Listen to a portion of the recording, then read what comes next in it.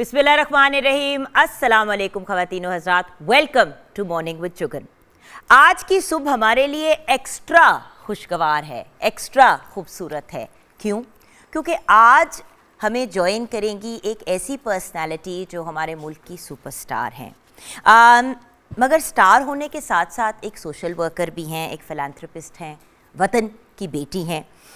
बुलान award की बात करें, हर लेवल के नेशनल अवार्ड की बात करें, निगार अवार्ड हो, आपको मेलोडी क्वीन का टाइटल दिया गया। पहला सॉन्ग आपने गाया 10 साल की उम्र पे और उस वक्त आपको 5 रुपए का इनाम दिया गया।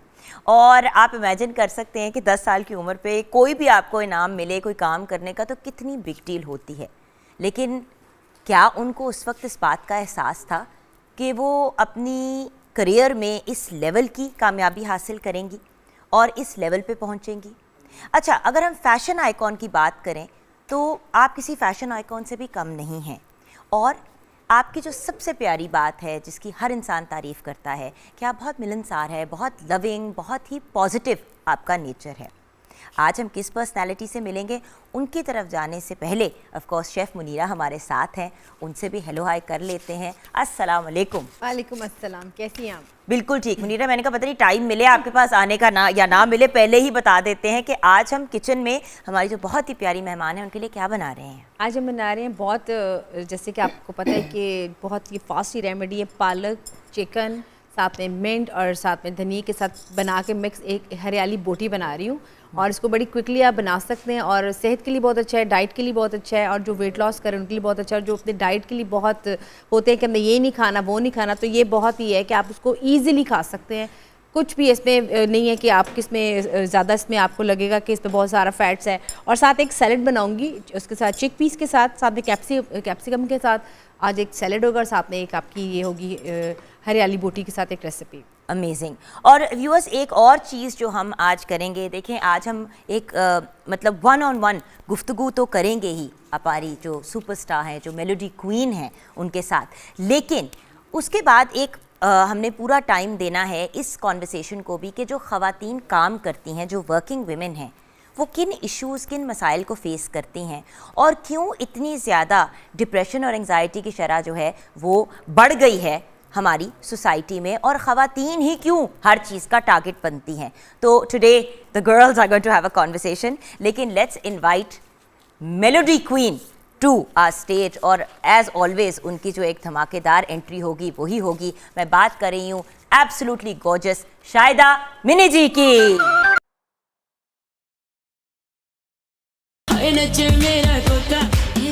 Welcome back from the break viewers. बहुत ही हसीन मेलोडी क्वीन शाहिदा मिनी जी हमारे साथ हैं। अस्सलाम वालेकुम ब्यूटी। माशाल्लाह। वालेकुम सलाम। आप तो ब्यूटी है ना। How do you manage?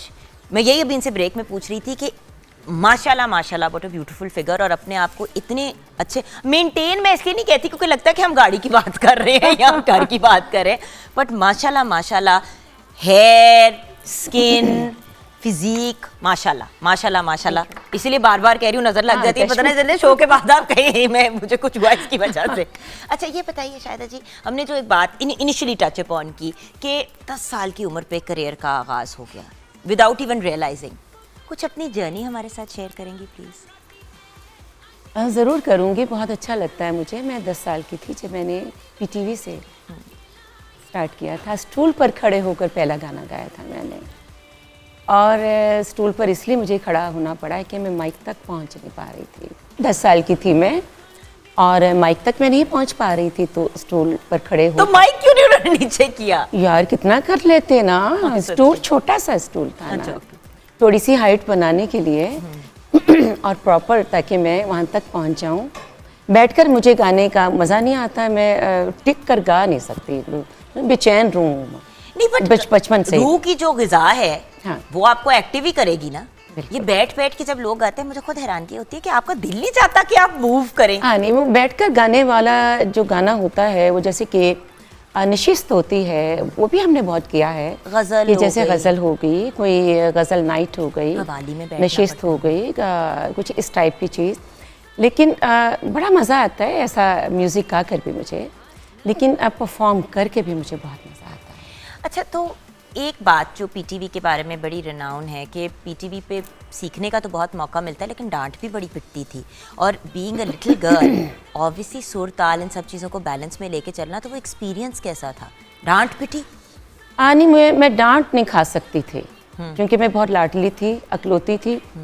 मैं ज़रा भी मुझे कुछ डांटता था तो मेरा मूड ऑफ हो जाता था, और मेरी कोशिश होती थी कि मैं कोई ऐसा काम ना करूं कि जिससे मुझे डांट पड़े।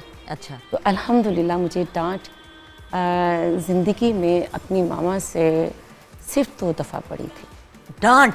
सिर्फ डांट 2 दफ़ा ज़िंदगी में। हमें तो मारे अनगिनत पड़ी है, तो आपको तो डांट ही सिर्फ नहीं, दो। मैं बचपन से कुछ तरबियत ऐसी और बहुत पाबंदियाँ कि बाहर नहीं जा सकते, अकेले नहीं जा सकते, बग़ैर पर्दे के बाहर नहीं जा सकते, तो बहुत ज़्यादा थी पाबंदियाँ। तो तरबियत बहुत अच्छी हुई, सबकी बहुत अच्छी होती हर किसी की, लेकिन मेरी कोशिश होती थी कि मैं डांट ना खाऊं मैं। तो 2 दफ़ा डांट पड़ी, तो उसमें 1 दफ़ा थप्पड़ भी पड़ गया था जो मुझे। क्या हुआ था ये भी बताएं कि हुआ क्या था? मैं दूध नहीं पीती थी, ले भागती थी मैं। जब अम्मी कहती दूध पियो, मैंने कहा मैंने दूध नहीं पीना, तो कहती दूध पियो, अच्छा होता है हड्डियों के लिए, तुम पियो। तो बस उसके लिए बहुत ज़िद में आ गई थी। उनको बेटा मैं तनु उन्हें ठीक करनी है, फिर थप्पड़ पड़ा। उसके बाद फिर मैं रेगुलर दूध पीना शुरू कर दिया। अभी भी पीती है? नहीं, अब मैंने छोड़ दिया। अच्छा, मैं बड़ी हो चुकी हूँ, शुक्र है। मैंने अब कहा तो मैं बहुत ही बड़ी हो गई। कुछ चीजें ऐसी होती हैं कि बंदे को जब डांट पिट जाती है ना बचपन में, तो फिर वो एक आपकी प्रोसेस का हिस्सा बन जाता है कि नहीं। मैं अम्मा को दिखा देती हूँ कि देखे मेरे फ्रिज में दूध पड़ा हुआ है, लेकिन पीती बहुत। तो अब ऑनर भी बता दिया उनको। नहीं, वो नहीं बहुत कम देखती हैं। अच्छा, अम्मी के साथ रिलेशनशिप कैसा था बड़े होते हुए?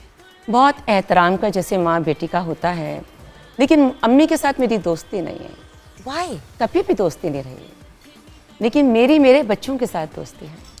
अच्छा, पहले उस रिलेशन की बात करते हैं, फिर बच्चों की तरफ आएंगे। तो नहीं, मैं इसीलिए कह रही हूँ कि अम्मी के साथ मेरी कभी दोस्ती नहीं हुई।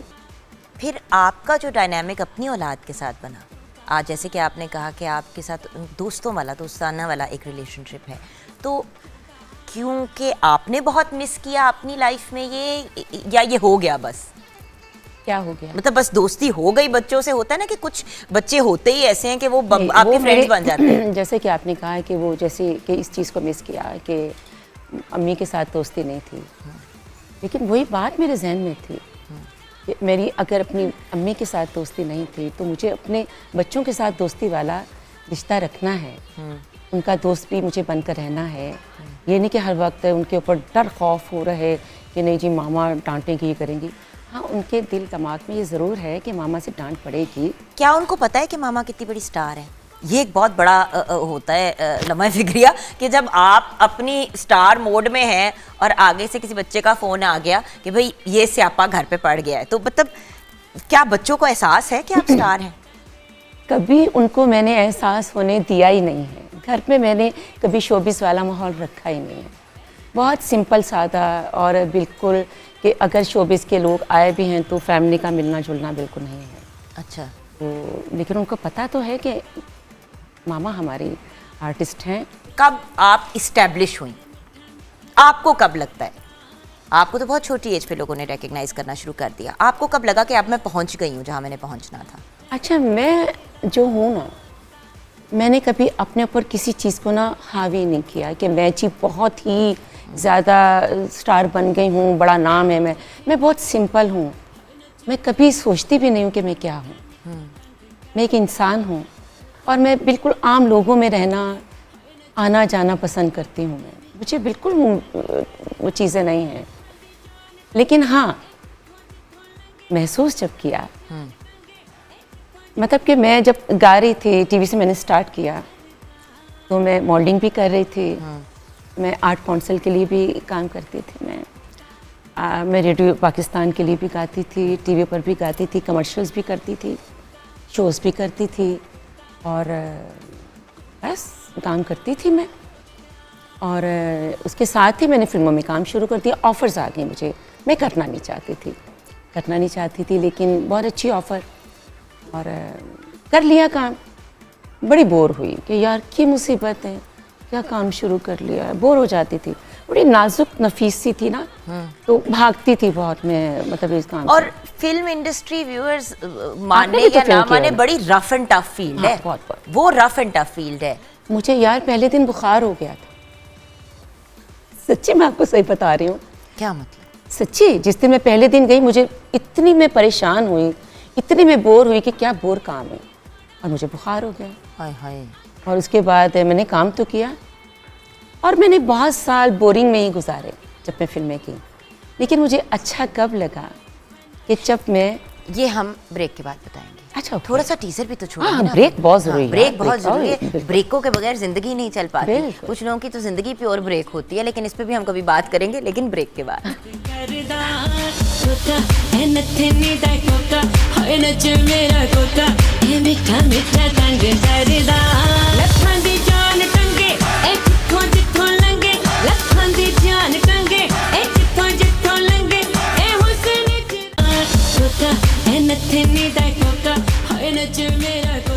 Welcome back from the break viewers.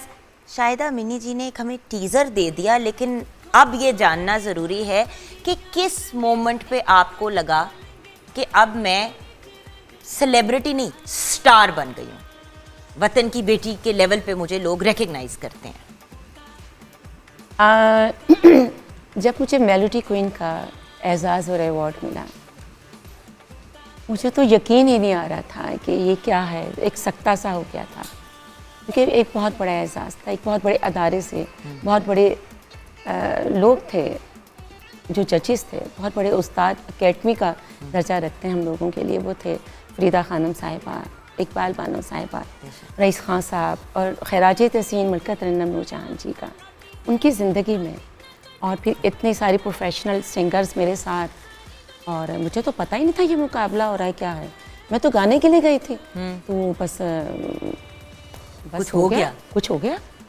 तो और उसके बाद ऐसा टाइटल आपके साथ लगा मेलोडी क्वीन के, मतलब अक्सर लोग ये भी नहीं कहेंगे कि शायद हम नहीं आ रही, वो कहेंगे हमने मेलोडी क्वीन को बुलाया है, तो फिर आगे से लोग कहेंगे ओ शायद जी आ रही। अल्हम्दुलिल्लाह, अल्हम्दुलिल्लाह। अच्छा, उसके बाद में मैं चलता रहा मेरा, मैं गाती रही। इसके बाद मैंने पीटीवी बेस्ट सिंगर अवार्ड भी लिया, ढेर सारे प्रोग्राम्स किए, ढेर सारे Nigar awards, Bolan awards, so many, internationally भी आपको बहुत अवार्ड से जी नवाजा बिल्कुल। गया। फिर मेरी सिलेक्शन हुई म्यूज़िक बॉलीवुड अवार्ड्स के लिए। उससे पहले मैं परफॉर्म कर चुकी थी melody music movies Bollywood awards के लिए, 2-3 दफ़ा मैं परफॉर्म करके आ गई थी। और उसके बाद मेरी सिलेक्शन हुई, उनका पैगाम आया कि जी आपको हम मेलोडी क्वीन ऑफ एशिया खिताब के साथ अवार्ड देना चाह रहे हैं, तो प्लीज़ आप आएँ। उन दिनों में मेरी खाला बहुत बीमार थी, तो उनको उस हालत में मैं छोड़ के जाना नहीं जिनके चाहती, साथ आप बहुत बहुत करीब। लेकिन कुछ हुआ ऐसा कि उनकी डेथ हो गई, और मैं मेंटली इतनी डिस्टर्ब हो गई कि वो मेरी वो खाला है कि जो, मतलब कि मेरी एक बड़ी माँ, वो जेन्युइन मासी थी, मासी, हाँ जनरल जेन्युइन मासी थी। बिल्कुल। और मुझे पाला उन्होंने, उनकी कोई औलाद नहीं थी, मतलब मुझे ही कहती थी, और मतलब मैंने अपनी माँ और अपनी खाला में कभी फ़र्क नहीं रखा था, अम्मी से बड़ी थी। तो मेंटली मैं बहुत डिस्टर्ब हो गई थी, मैं जाना नहीं चाहती थी। मैंने कहा जी सॉरी मैं नहीं आ रही, मैं नहीं आ सकती। कहती आप क्या कर रही हैं, इतना बड़ा एजाज़ अवार्ड, और बहुत किसी को अगर थोड़ी सी भी ऑफ़र हो जाए तो वो भागते भागते आते हैं अपना टिकट खरीद के। हाँ जी, अपने टिकट से और अपने खर्चे पर। और हम तो आपको 2 बिज़नेस क्लास टिकट्स दे रहे हैं, 7 स्टार होटल दे रहे हैं, और जो भी आप लेते हैं अपनी परफॉर्मेंस की पेमेंट लेते हैं, वो भी दे रहे हैं, वो भी आप दे रहे हैं इतनी इज्जत के साथ आपको। मैंने कहा जी मैं बिल्कुल समझती हूँ, मुझे एहसास है इस चीज़ का, और मैं खुद बहुत चाह रही हूँ, लेकिन इस तरह से मैं बताएं, मैं मेंटली सेट ही नहीं हूँ, मैं क्या करूँगी, मैं बताएं। दिन गुजर गए, कुल हो गए सारा कुछ। अम्मी ने भी कहा कि नहीं तुम जाओ, तुम्हें जाना चाहिए, तुम जाओ। तब बड़ा दिल है अम्मी का भी, कि मेरी माँ ने कहा बहन कि तुम जाओ, भी तो माँ जैसी ही होती है। बिल्कुल तुम जाओ, तुम जाना चाहिए। तो बहरहाल मैं गई और परफॉर्म किया। जुगन आप यकीन कीजिए, स्टैंडिंग ओवेशन आपको मिली थी, सब खड़े हो गए थे हॉल में। उसकी फुटेज भी मैंने देखी हुई है। मेरी मैं बात करती मेरे रोंगटे खड़े हो जाते हैं कि एक पाकिस्तान के हम जब बाहर जाकर परफॉर्म करते हैं तो मैं वहाँ पर शाहिदा मिन्नी या जुगन या कोई हम लोग नहीं होते, हम पाकिस्तान का सफ़ीर होते हैं, पाकिस्तान की इज़्ज़त होती है। अल्हम्दुलिल्लाह सब खड़े थे और जितने भी वहाँ आर्टिस्ट थे और वो एक लेजेंड्स वहाँ पर थे, वजंती माला जी, देवानंद और सारे सब लोग जितने भी लेजेंड्स थे इंडिया के सब लोग थे। बहरहाल जी वो उसके बाद मुझे कुछ महसूस हुआ कि हाँ जी मैं पाकिस्तान का एक स्टार हूँ। और बाय द वे शायद पाकिस्तान का एक स्टार तो हूँ तरीका होता है ना कि आप स्टैंड करते हैं बड़े आराम से, लोग खड़े होकर ताली बजाते हैं, और एक होता है कि छलांग मार के जैसे ही आपका सॉन्ग खत्म हुआ लोगों ने तालियां बजाई और पूरे हॉल में गूंज रही थी, मतलब उस पूरी एरिया में आवाज गूंज रही थी तालियों की। जी बिल्कुल। और उधर तो माइक नहीं लगा होता ना, ना। इतनी गूंज थी। बिल्कुल बिल्कुल। अच्छा, अब ये एक धमाकेदार परफॉर्मेंस हो गई आपकी, एक अमेजिंग परफॉर्मेंस हुई। बिल्कुल। शायद जी उस परफॉर्मेंस के बाद आपके करियर में क्या फ़र्क आया? क्योंकि पाकिस्तान एक ऐसा मुल्क है जहाँ पे जब तक बाहर से नहीं कोई अवार्ड्स मिलते तब तक यहाँ पे उस तरह नहीं वैल्यू दी जाती। देखिए जी अवार्ड तो मैं ले आई थी, लेकिन मेरा ये अवार्ड लेने से पहले मैंने फीचर्स 200 फीचर्स फिल्म में काम किया हुआ। बेशक, मतलब पीटीवी के लिए मैंने बहुत काम किया था। मैंने फीचर्स फिल्म 200 फीचर्स फिल्म में काम किया, तो लोग मुझे पहले से बहुत अच्छे तरीके से जानते थे। मेरा मतलब ये है कि जब वहाँ से मैं यही परफॉर्मेंस के बाद आई। जी बिल्कुल। और उसके बाद बस मैं बता रही हूँ ना कि मेरा दिमाग ख़राब नहीं होता है कि क्या हो गया है मेरे साथ कि मैं बहुत अर्शों पर पहुँच गई। नहीं, मेरी जान, मेरी नेचर ऐसी है कि जैसे मुझे अवार्ड मिलते गए मैं झुकती गई और मैंने अपने ऊपर वार्त नहीं किया है कि क्या है। लेकिन इर्द गिर्द जेलसीज तो बहुत हुई होंगी। होती है, उन्हें भी चाहिए। होनी भी चाहिए। हाँ, होनी चाहिए। आपकी बेहतरी के लिए होता है, आप उसमें बहुत बेहतर कर सकते हैं। लेकिन आप यकीन जानिए जुगन कि मैंने कभी किसी के साथ मुकाबलेबाजी में कभी काम नहीं किया कि मेरे फ़लाँ के साथ मुकाबला है या मैंने इससे बहुत अच्छा काम करना है, वो मुझसे बहुत अच्छा है या क्या है। मैं सिर्फ अपने ही साथ मुकाबला करते हैं। लेकिन शायदा जी लोग काम ख़राब करने की भी तो कोशिश करते हैं ना, जैसे कि कोई किसी इवेंट पे हैं जहाँ पे आप हैं और होता है कि जहाँ पे अवार्ड सेरेमोनीज या इस तरह के या शोज़ होते हैं, परफॉर्मेंस के लिए बुलाया और भी फीमेल या मेल आर्टिस्ट भी आए और वो जान के काम ख़राब करते हैं। मेरे साथ बहुत आपने बड़ी अच्छी बात कर रही हैं आप। मेरे साथ बहुत दफ़ा ऐसा हुआ कि मैं परफॉर्म कर रही हूँ तो मेरी सीडी नहीं चल रही, सीडी ख़राब हो गई है। सीडीज़ का एक था ना ज़माना जब कि हम घर से सीडीज़ ला रहे हैं तो वो बंद हो गई है, तो मैं खड़ी हूँ और अब मैं इतनी दुनिया है, अब मैंने परफॉर्म करना है, अब सीडीज़ बंद करवा दी है, मैं गाना गाने के लिए जा रही हूँ तो हेडफोन्स में इतनी साउंड दे दी कि मेरे कान फटने वाले, दिमाग फटने वाले हो गए। लेकिन साबित कदम रही मैं, हिम्मत नहीं हारी। मैंने कहा नो प्रॉब्लम, यही तो मौका होता है कि आप कुछ और करके दिखाएं। तो उसमें मैंने उससे भी बेहतर करके दिखाया है कि अगर उन्होंने मेरे लिए बुरा चाहा तो अल्लाह ने मुझे और भी इससे ज़्यादा इज्जत दी। क्योंकि नीयत अगर आपकी साफ़ होती है ना तो खुदा की ज़ात की रहमत और करम आपके साथ होता है बस।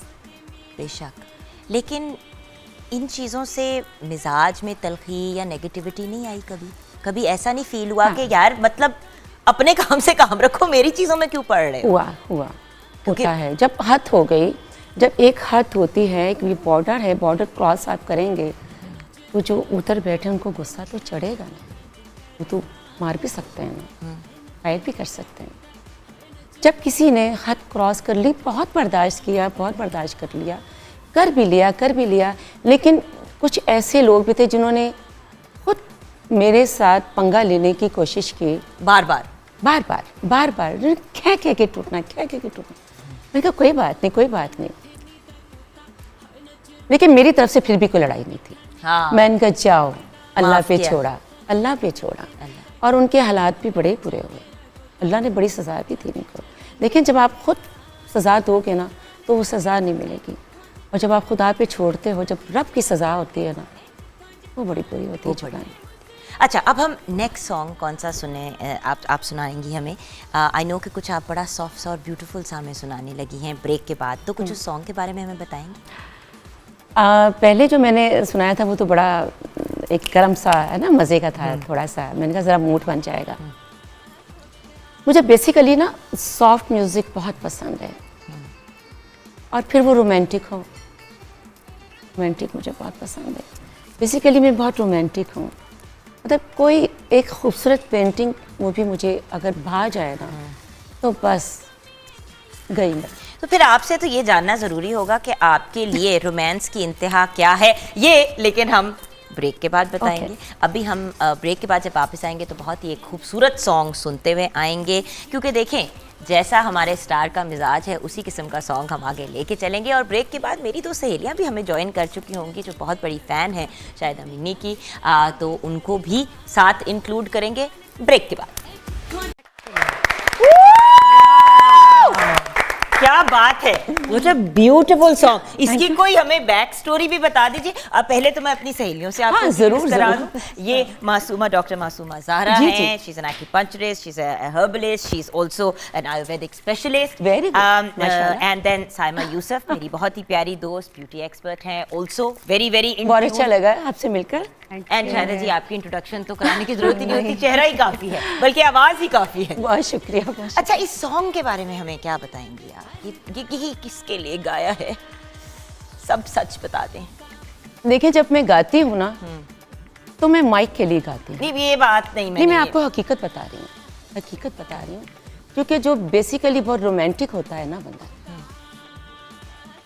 लेकिन मेरा रोमांस ऐसा नहीं कि मुझे हर किसी से हो जाए। मैं बहुत मुश्किल हूँ, मुझे जल्दी करके कोई चीज़ अच्छी नहीं लगती, और जब मुझे अच्छी लगती है तो वो फिर बहुत अच्छी लगती है मुझे। ये मैं आ रही थी कराची से लाहौर।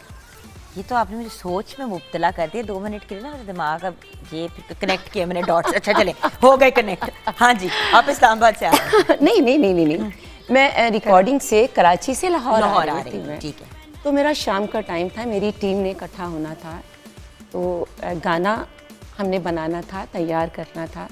शायर, म्यूज़िक डायरेक्टर, पूरी टीम, नोटिशन के लिए जिन्होंने सब लिखना था, वो सब शाम में इकट्ठे हुए। बहुत थकी हुई थी मैं, बहुत थकी हुई थी मैं, क्योंकि ऑलरेडी मैं 3-4 रिकॉर्डिंग से फारिग होकर लाहौर आ रही थी। और फिर जहाज़ भी इतना डिस्टर्ब था सफ़र कि एकदम ऊपर से नीचे गया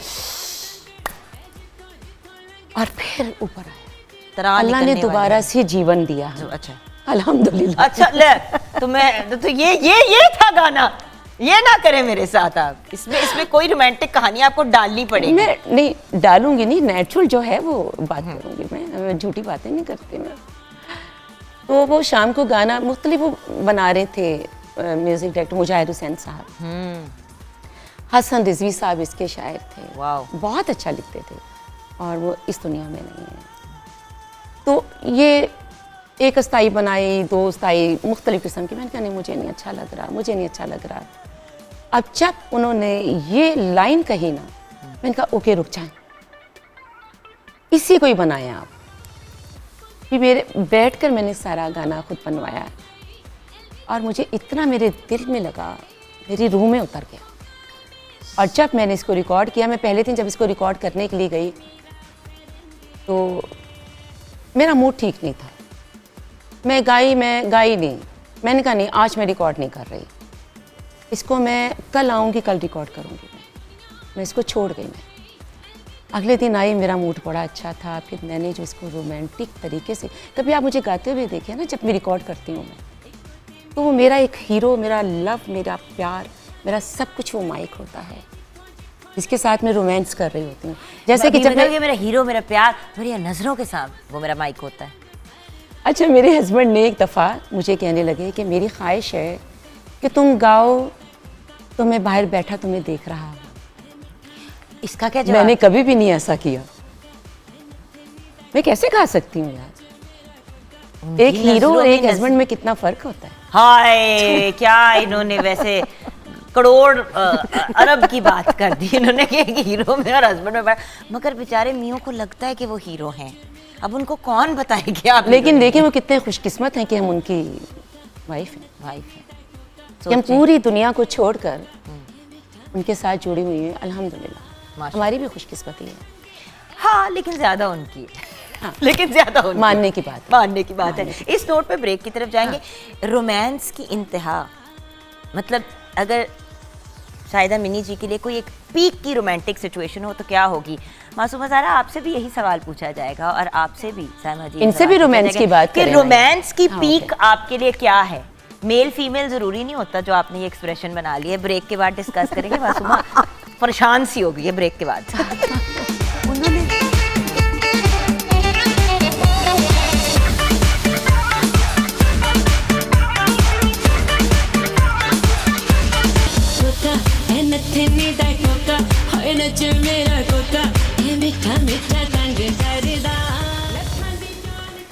जी हाँ, welcome back from the break viewers.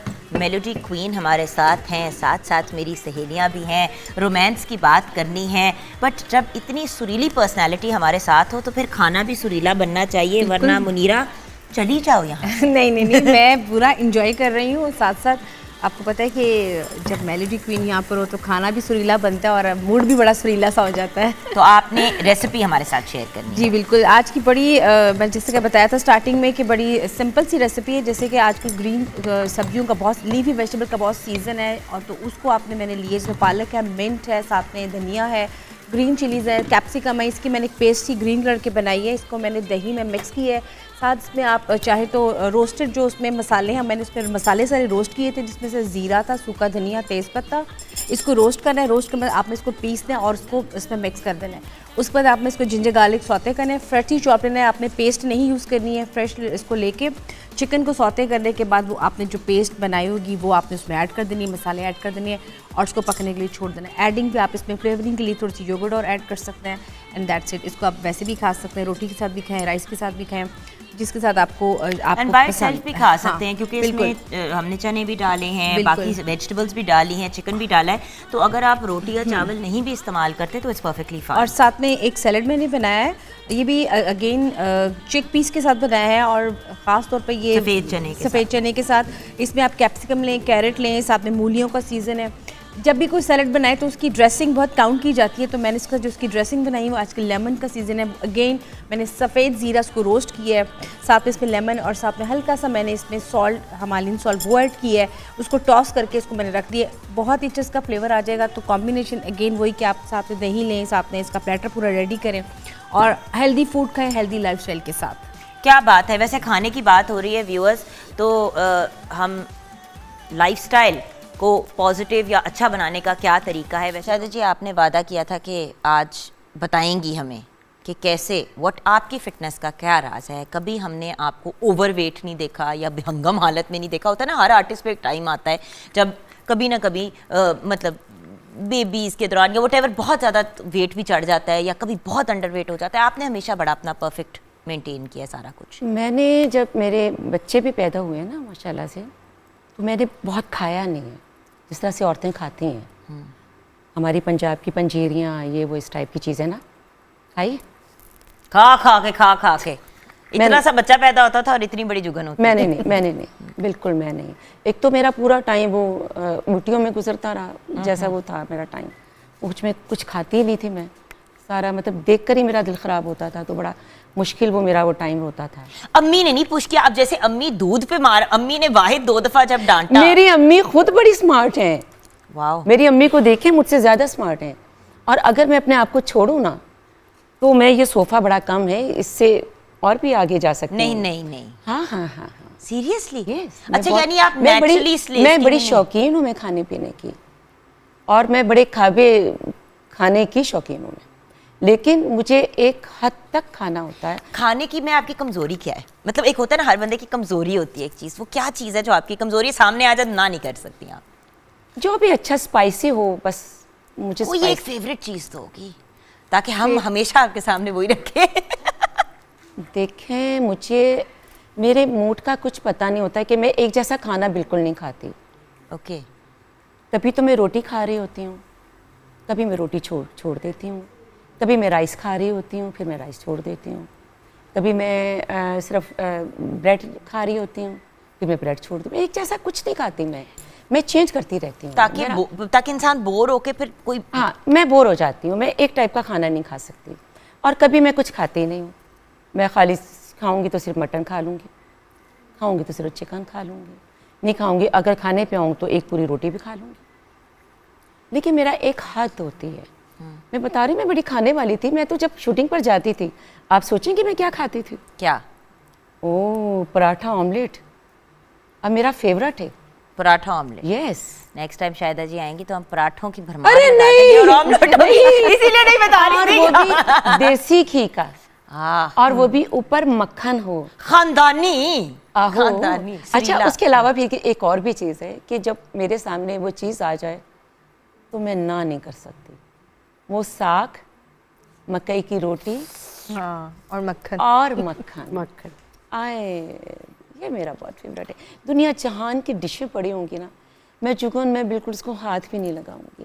मैं सिर्फ मकई की रोटी, मक्खन और साग ही खाऊंगी मैं। क्या बात है। और लहसुन का प्रॉपर तड़का लगा हो और देसी घी का लगा हो। आज आप चाह रही हैं कि व्यूअर्स जो देख आज रहे हैं मैं ना, कुछ भी वो नहीं अपने चाह घर रही, में सिर्फ मैं साग बात बनाएं। करना चाह रही हूँ। नहीं मगर और हमने मैं गाना इतनी स्ट्रांग हो चुकी हूँ कि मैं चाहे जितनी भी बात करूँ, मेरे सामने कुछ भी हो, अगर मैंने फैसला कर लिया है ना, यही तो बात। फिर मैंने फैसला कर लिया, मैं अपने फैसलों से हटती नहीं हूँ। अल्हम्दुलिल्लाह। मेरे भी फैसले पक्के कर दे प्लीज। मेरा भी कोई फैसला पक्का कर। अच्छा, मैं बता बड़ी रही हम थी, तीनों बड़ी तंग है अपने मैं फैसलों से। आपको जुगन बता रही थी, जब मेरे बच्चे हुए ना पैदा, तो मैं वो प्रॉपर जैसे औरतें खाती हैं ना, मैंने पहले अपनी बेटी जब पैदा हुई तो मैंने कुछ नहीं खाया। मैं क्या करती थी, मैं सिर्फ दूध पीती थी, मैं सिर्फ दूध। हाँ, जस्ट मिल्क। सच में दूध। मैं खाना खाती थी, एक मेरे लिए बनता था देसी चिकन का शोरबे वाला खाना बनता था। तो उसमें शोरबे वाले चिकन के साथ एक छोटा सा एक फुल्का होता था, जो मैं इसको तोड़ के ना उस शोरबे में डालती थी मैं। बिल्कुल जिस तरह बेबीज नहीं खाना खाते छोटे वाले, मतलब लिटरली मुझे लग रहा है मैं नूर बानो की बात सुन रही हूँ। नूर बानो मेरी बेटी 2 साल की है। अच्छा, उसके बाद जब वो सॉफ्ट हो जाता था तो फिर ना, उससे स्पून से खाना। फिर मैं चम्मच से खाती थी और फिर बस खा लिया। फिर उसके बाद जो चिकन होता था वो थोड़ा सा खाती थी, लेकिन मैंने उसमें पंजीरियाँ इस टाइप की कोई चीज़ नहीं खाई। देसी घी के बिल्कुल नज़दीक नहीं गई मैं। और फिर बस जब मुझे प्यास लगती थी तो फिर मैं दूध ही पीती थी मैं। अच्छा, देखा ना, फिर दूध पी लिया। माँ का थप्पड़ था, पिया माँ का थप्पड़ था, दूध तो पीना। मार के दोबारा खानी थी मैंने। अच्छा, अब हम कौन सा और वो भी song? खालिस वाला, खालिस वाला। खालिस दूध। अच्छा, यस। खालिस दूध। अच्छा, वो भी बड़ी शौकीन है कि भी खालिस चीजें खानी, लेकिन खालिस दूध। और मुझे इसलिए कि मैंने उसके बाद फौरन शूटिंग करनी थी, मेरी जो रुकी हुई थी ना शूटिंग्स। मूवीज? यस, उस वक्त तो मूवीज रुकी हुई। वो भी मैंने करनी थी जाकर। अच्छा, मूवीज का कैसा एक्सपीरियंस रहा ये भी हमने डिस्कस करना है, जरूर। लेकिन अभी ब्रेक की तरफ जाना है। ब्रेक के बाद हम कौन सा सॉन्ग सुनने लगे हैं? कुछ मूड चेंज करें? कुछ अच्छा होगा, अच्छा होगा। जो भी होगा अच्छा होगा। और अगर जो भी जान- कहेंगे सच कहेंगे और अच्छा कहेंगे और अच्छा सुनाएंगे। बस फिर ब्रेक के बाद फौरन वापस आ जाइएगा।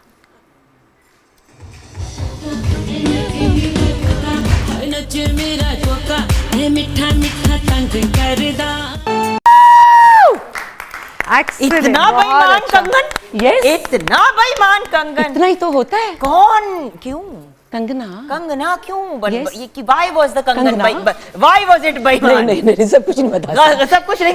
नहीं। आप हमें नहीं। कुछ भी नहीं बता रही हैं। नहीं, ये तो बोला नहीं, फिर आपको भी बताना पड़ेगा सब। अच्छा, मैं तब से बैठ के ये देख रही हूँ कि पता हमारे नहीं पास क्यों कुछ होगा- आपने होगा तो बताइए। एक पॉइंट पे फिल्म इंडस्ट्री से क्यों एग्जिट किया? I mean you are a true artist, a true performer. Singer तो आप बहुत बेहतरीन है, ये सब जानते हैं। मेलोडी किंग क्वीन का आपको, किंग क्वीन दोनों का आपको टाइटल मिल गया, लेकिन मुझे ये बताएं कि व्हाई मूवीज से क्यों स्टेप अवे किया? इतना आपका पीक पे करियर जा रहा था, हर बंदा मतलब लाइनों में फिल्म डायरेक्टर्स बाहर खड़े होते थे कि खुदा का वास्ते स्क्रिप्ट तो पढ़ लें, देख तो लें। Why did you do that? Juggan में 25 से 30 फिल्मों का एडवांस वापस करके आई थी। मुझे ही दे देती एडवांस उनका, मैं उनको कर देती। मैं करना ही नहीं चाहती थी, लेकिन मैं अच्छा काम करना चाहती थी। और जब मैंने छोड़ा, बहुत बुरी फिल्में बन गई। ये और भी मैं कुछ मतलब मैं शुरू से मेरा था कि मुझे कुछ सीखने को मिले, कोई चीज़ मिले। और फिर वो एक ही टाइप की फिल्में बन रही थी, एक ही टाइप का म्यूजिक बट था। खुद डायरेक्शन की तरफ नहीं सोचा कि आए? कि भाई अगर दूसरे नहीं बना रहे तो फिर मैं ही बना बहुत लेती हूँ? दफ़ा ऑफर हुई, बहुत दफ़ा हुई, डायरेक्ट आज भी, बल्कि मुझे डायरेक्शन के अलावा 3 बार इंडियन फिल्मों से ऑफ़र हुई। राजकुमार हैरानी, जब मैं गई उसको अवार्ड देने के लिए, राजकुमार हैरानी साहब को, लगे रहो मुन्ना भाई की best film, best director, best producer का उन्होंने मुझे उस वक्त ऑफ़र किया। उससे 2 बार मुझे पहले ऑफ़र हो चुकी थी इंडियन फिल्म्स के लिए, लेकिन मैंने काम नहीं किया। मुझे पाकिस्तान से सब कुछ मिला, क्या कुछ नहीं मिला।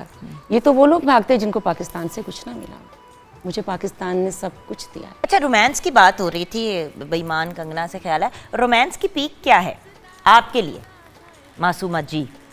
मेरे ख्याल से रूहानियत की इंतहा को रोमांस कहते वाओ, ओके। वैसे पहली दफ़ा लगा है कि लोगों को एक्चुअली समझ आ गई है कि हम रोमांस की बात, एक्चुअली रोमांटिक की जब बात करते हैं ना तो व्यूअर्स सोचते हैं कि मर्द और औरत की बात करिए। हैं। रोमांस नहीं, तो जब आप जिस हस्ती से प्यार करें और वो आपको जवाब दे दे, मेरे बिल्कुल। ख्याल से वो रोमांस की इंतहा का नाम है। सो आपके लिए रूहानियत है। What about you? For me, मैं very close some of like relations, जैसे मेरे लिए मेरे अपने बच्चे जिनमें मुझे सब कुछ, क्योंकि वो मेरी शायद वो एक टीनेज से लेकर अब तक की उम्र तक उन्हीं की साथ सारा टाइम और वो सब गुजरा, तो अब मुझे वाकई ऐसे लगता है, मतलब फील होता है, तब पहले नहीं लगता था, बट अब वो जब डिस्टेंस में गए एजुकेशन के लिए, बेटी की शादी करी है, तो नाउ आई फील कि वो जो इश्क की एक लेवल, एक पीक होता है, आई फील लाइक मेरी अपनी कोई, जैसे आपकी गर्लफ्रेंड चली गई है, मुझे बेटी का ऐसे ही फील होता है, मेरी अपनी मतलब वो best हाँ friend. Best friend which is my best buddy, my better half you can say. तो वो इनका भी यही हाल है, इसलिए मुस्कुरा रही हैं। ऐसा ही है, बच्चे तो हैं ही डेफिनेटली, लेकिन वही बात है कि जो मेरा हाल है रूहानियत की, मैं बात करी थी, हम ये ब्रेक में मैं और साइमा ये बात कर रहे थे कि जिस हस्ती की हम बात कर रहे थे, मैंने कहा उधर से जवाब आ जाए तो क्या ही मज़ा आ जाए। बिल्कुल सही। तो फिर आपके लिए इश्क की इंतहा, मोहब्बत की इंतहा क्या है? जैसे गुलदस्ता होता है ना, उसमें हर फूल जब सजाए जाते हैं वो बड़ा कलरफुल लगता है और बहुत अच्छा लगता है। आपकी मर्ज़ी होती है, कभी आप एक जो मौसम के होते हैं फूल वो आप सजाते हैं, कभी मल्टी कलर का। मैं गुलदस्ता, मैं उसे कहती हूँ जिसमें सब रंग हों,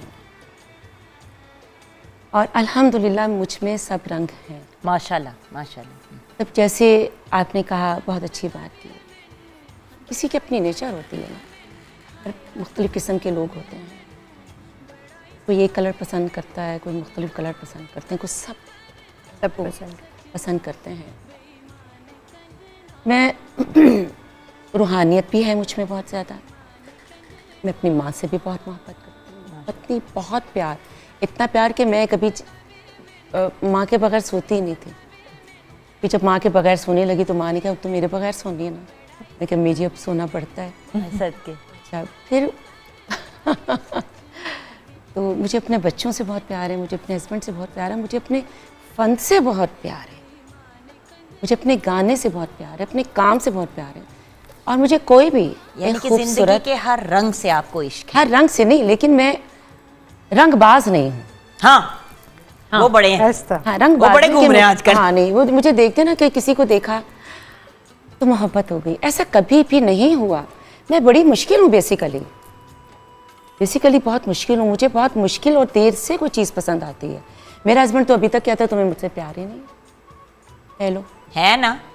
हम देखो, थोड़ी देर है आपकी ना? बातें सुन रहे हैं और आप- हमें आपको आपसे भी प्यार ऑन हो एयर गया। कह दिया ना, है? नहीं, नहीं मुझे यार, कभी होता है, यार। ऐसे कभी नहीं होता, मेरा मूड चेंज होता रहता है। कभी कभी कहती हूँ इट्स ओके, नहीं यार, देखिए प्यार था है, लेकिन वो रहता भी है, लेकिन वो कुछ ऐसा होता है कि कुछ वक्त के बाद आहिस्ता आहिस्ता कुछ वो पीछे जाना शुरू हो जाता है, वो जाता कहीं नहीं है, सटल हो जाता है। वो होता वहीं पर ही है, लेकिन उसमें कोई निकालने वाला हो। बिल्कुल। ऐसे ही ये रंग बात और बड़ी अंदाज अच्छा, बदल हाँ, जाते अच्छा हैं। ये बात मैंने ब्रेक हाँ। के बाद डिस्कस करनी है, हम ब्रेक की तरफ जाएंगे। ये इसका कुछ ताल्लुक बीइंग वर्किंग वुमेन से भी है। देखिए खवातीन जब हम घर पे रहती हैं और घर की सारी चीज़ें देख रही होती है वो फ़र्क बात होती है, लेकिन जब हम काम की दुनिया में बाहर निकलती है ना, फिर हमारे ऊपर और भी बहुत सी रिस्पॉन्सिबिलिटीज़ आ जाती हैं। और होता ये है कि किसी भी एक इंसान या किसी भी एक चीज़ के ऊपर 100% आप फोकस कर नहीं सकते, तो वो क्या मसाइल हैं एज वर्किंग वुमेन। भूल जाएं कि आप एक बहुत बड़ी स्टार हैं, आप लोग अपने राइट में इन योर ओन फील्ड बहुत बड़े स्टार्स हैं, ये भूल जाएंगे। औरत जब काम और दुनिया में बाहर निकलती है तो क्या मसाइल फेस करती है, ब्रेक के बाद डिस्कस करेंगे।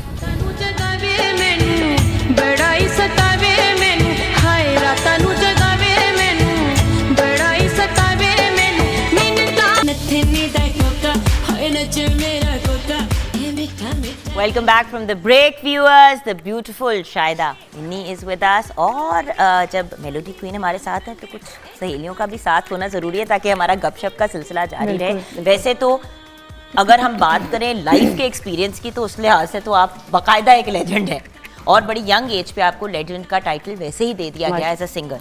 भाई जब आपको मेलोडी क्वीन कह दिया तो वो एक तरह से उन्होंने आपको एक लिविंग लेजेंड बना दिया और बहुत यंग एज पे माशाल्लाह। बहुत जल्दी बुढ़ा कर दिया। नहीं बुढ़ा नहीं किया, मतलब तो क्या बहुत बड़ा एजाज, एक बंदा बहुत बड़ा एजाज। गाना गाना शुरू करे तो 10 15 12 साल बाद तो इंसान। बल्कि मुझे लोगों ने कहा, सॉरी आपकी बात को मैं काट रही हूँ, जब मुझे प्राइड ऑफ परफॉर्मेंस मिला तो सबने कहा कि आपको बड़ा देर से मिला, जल्दी मिलना चाहिए था।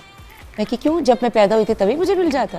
नहीं आपको बिल्कुल, मैं एक बात बताऊं, जिन लोगों को बहुत ही यंग एज पे देते थे प्राइड ऑफ परफॉर्मेंस, आपको पता है फिर उनके बारे में लोग बातें क्या करते हैं। हाँ, मैं लेना ही नहीं चाह रही थी, मैं दुआ करती थी मुझे ना मिले, मैं इस काबिल नहीं अपने आप को समझती थी। खैर ऐसी भी कोई बात नहीं है, मैं हकीकत बता रही हूँ मैं, क्योंकि बहुत बड़ा एहसास होता है।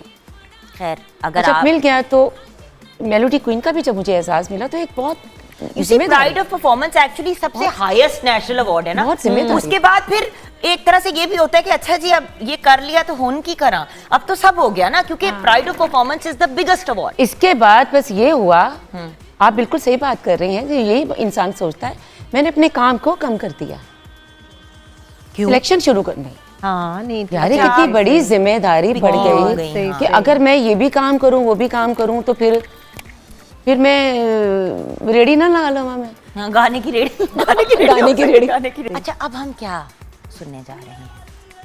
ये कभी कभी मेरा अगर मूड ऐसा हो तो मैं खरे खरे भी सुना देती हूँ। नहीं सारे गा मापा सारे को नहीं, वो मैं कह सकती तो का आज मैं ये कर रही होती। अच्छा आप मैं जो सुनाने जा रही हूँ ना, ये भी बड़ा मजे का है, सरप्राइज रखें। Okay, over to you.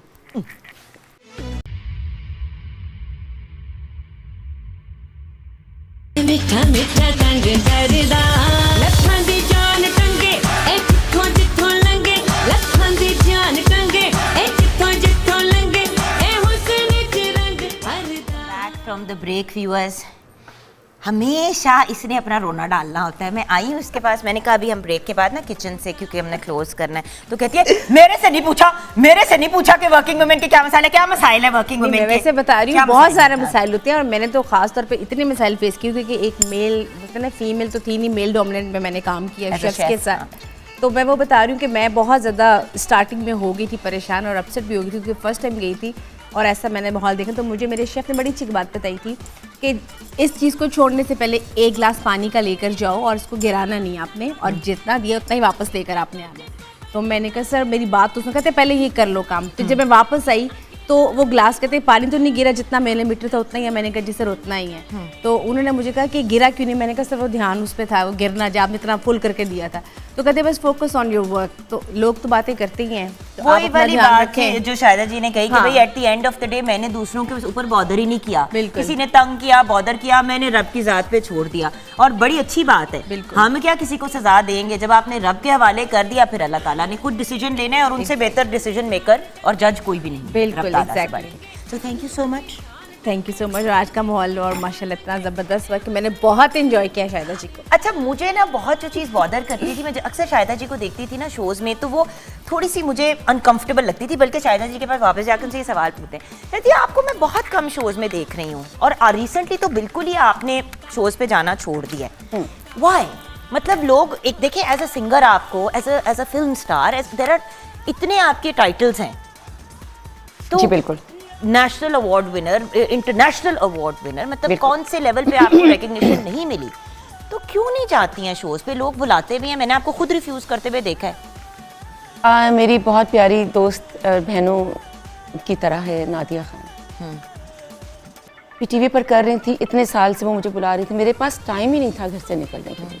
मैं कराची नहीं जा पा रही थी, मैं इस्लामाबाद नहीं जा पा रही, और बाकी छोड़े मैं लाहौर में रहकर कहीं नहीं जा रही मैं, बहुत कम वक्त ही नहीं मिल रहा। एक तो कोरोना की वजह से हम लोगों ने सबने बहुत सफ़र किया, तो अब कोरोना कुछ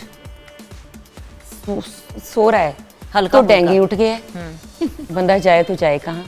लेकिन ये कि अब माशाल्लाह शुक्र है, तो ये भी वजह है, और ये भी वजह है कि काम का मज़ा वो नहीं आ रहा। अब क्योंकि वक्त भी ख़त्म हो गया है। I चलें, कितनी absolutely love you। अच्छा, और आज के दिन का वक्त ख़त्म हुआ है, बाकी आज तो के अल्लाह दिन रहम करे। अल्लाह ये सुना थी ना खरी खरी नॉन खरे अंदाज में। अच्छा, मैसेज फॉर यंग आर्टिस्ट। देखें, आज मुझे बड़े लोगों के मैसेजेस आते हैं शायद जी, जबकि मुझे समझ नहीं आती कि मुझे क्यों मैसेज करते हैं। उनको लगता है शायद मॉर्निंग शो होस्ट करती है तो जी मैं बहुत अच्छा ये नहीं कि मैं आवाज़ का आपको सैंपल भेजता हूँ तो आप ही अपना ओपिनियन दें, अव्वल तो मेरी कहाँ औकात और ना ही मुझे कुछ पता। हर दूसरा बच्चा, लेकिन कान तो अच्छे हैं ना, पता तो चलता है। मैं टोन डेफ हूँ शायदा जी, हाँ। मुझे नहीं पता चलता, एक्चुअली नहीं मुझे सॉन्ग का पता चलता। तो जब मुझे कोई बहुत अच्छी चीज, म्यूजिक प्रॉपर लाउड तो वही ना कि देखें, एक तो होता है कि एक बंदा कान का बड़ा अच्छा होता है, सुर चढ़ के कम पूरा लगे तो पता चल रहा होता है, वो कुछ और एक और वो चीज़ होती। एक बंदा वो होता है कि जिसे गाना अच्छा लग रहा होता है। आप उनमें से हैं, आपको जो गाना, और मैंने ये देखा कि जब मैंने परफॉर्म कर रही थी, ये वाकई जो गाने अच्छे थे, आपको अच्छे लग रहे थे। आई एंजॉयड देम, इसीलिए तो मैंने अपने फेवरेट्स की आपसे रिक्वेस्ट की, ये वाला हम करेंगे। शायद जी, आप क्या कहेंगी उन यंग लोगों को, लड़के लड़कियां, हर बंदा अपनी दुनिया में एक सिंगर है और बना के चीज़ें रिलीज करता जा रहा है, और प्योर ट्यूनर के ऊपर। देखिए, अब तो आप किसी को मशवरा भी तो नहीं ना दे सकते, इसलिए कि सब माशाल्लाह इतने समझदार हैं और घर से तैयार होकर आते हैं। ऐसा नहीं है, हम आज तक सीख रहे हैं और सोचते रहते हैं या अल्लाह कोई गलती ना हो जाए। मैं बता रही हूँ कि मैंने जितना काम किया है उससे बहुत सारा ज़्यादा मैंने काम छोड़ा है, इसलिए कि जो मुझे अच्छा नहीं लगा मैंने वो गाना नहीं गाया, जो मुझे फिल्म अच्छी नहीं लगी वो मैंने कैरेक्टर नहीं किया। हाँ, यहाँ तक कि कमर्शियल शोज़ जिसमें बहुत सारे पैसे मिलते हैं मैंने वो भी छोड़ दिए, नहीं किए, क्योंकि पैसा सब कुछ नहीं होता, पैसा सब कुछ है भी और नहीं भी है। लेकिन अगर जब आपकी इज्जत नहीं है तो कुछ भी नहीं है। रिस्पेक्ट पहले, अगर वो आपको इज्जत दे सकते हैं तो बिस्मिल्लाह। वो फिर एक फुल पैकेज है ना, जैसे हमारे काम में एक फुल पैकेज होता है, परफॉर्मेंस, गाना और फैशन, जो कुछ भी है फुल पैकेज, इसी तरह इसमें भी फुल पैकेज होना चाहिए। और रिस्पेक्ट सबसे पहले है। ठीक है, गाएं ज़रूर, लेकिन सीख कर आएँ, गाने को समझ कर आएँ। गाना जो है ना, वो गाना नहीं होता, वो 3 मिनट 4 मिनट 5 मिनट का एक फिल्म होती है, एक पूरा सीन होता है, सीन नहीं बल्कि पूरी फिल्म होती है, उसमें आपने सब कुछ दिखाना होता है। तो अगर आप उस पूरी फिल्म में, मतलब मैं 2 से ढाई घंटे, एक ज़माना था 3 घंटे की भी फिल्म होती थी, ढाई की भी 2, फिर शॉर्ट होते कम हो गई। तो लोगों के पास टाइम ही नहीं है, वक्त नहीं है। अब जो घर बैठ के खाना खाएगा, ऑर्डर दो, चीज़ सामान आ जाए, चीज़, वो कहाँ इतने घंटे की फिल्म देखेगा, गाना सुनेगा। लेकिन जो भी करें सोच समझ कर करें, उसको फील करके गाएं। जो भी गाना है, कोई कैरेक्टर है, कोई चीज़ है, या आप होस्ट कर रहे हैं, एंकर हैं, या कुछ भी हैं, उसमें नेचुरलपन होना चाहिए। जब उसमें नेचुरल नहीं होगा, रियलिटी नहीं होगी, तो वो बकवास है, ना करें। और इसी नोट पे आपकी इजाज़त से मैं शो को क्लोज़ करना चाहूँगी, बिकॉज़ ये देखिए शाहिदा जी, कि आपने बहुत से परफॉर्मेंसेस, बहुत से सॉन्ग्स, बहुत सी मूवीज़ देखी होंगी, लेकिन असल में शाहिदा जी कैसी हैं, आज हमने आपकी उनसे मुलाकात कराई। दिल की साफ़, बहुत बड़ा दिल, बहुत सेंसिबल, और जो हम सब डिस्कस कर रहे थे ब्रेक में भी, कि वो एलिगेंस, कि आजकल के ज़माने में इस लेवल की एलिगेंस और नफासत और उठने बैठने का अंदाज़ आपको मिलता नहीं है। अल्लाह ताला आपको मज़ीद और भाग लगाए, आपके पूरे ख़ानदान को अपने हिफ्ज़-ओ-अमान में रखे, आमीन। God bless you always. Thank you my darling friends, You're welcome. आज आपने इतना अच्छा शो, वैसे तो हम अपना करते ही हैं, लेकिन आज आज एक हम लेजेंड audience के थे। साथ बैठना और बात करना, एज ए ऑडियंस इतने खूबसूरत शख्सियत से मुलाकात करा दी। बहुत शुक्रिया Juggan. Thank you so That's much. really लेकिन जानिए मुझे भी इतना अच्छा लगा ना आप लोगों के साथ, जुगन के साथ तो अच्छा लगता है, आप लोगों से मैं फर्स्ट टाइम मिली, बहुत अच्छा लगा है मुझे। बहुत भाई मेरी सहेलियां भी अब आपने देख ली, बस आज से मेरी भी सहेली से सहेली तक। और इसी नोट पे व्यूअर्स हमें अपनी दुआओं में याद रखिएगा, अपना ख्याल रखिएगा। खुदा हाफिज।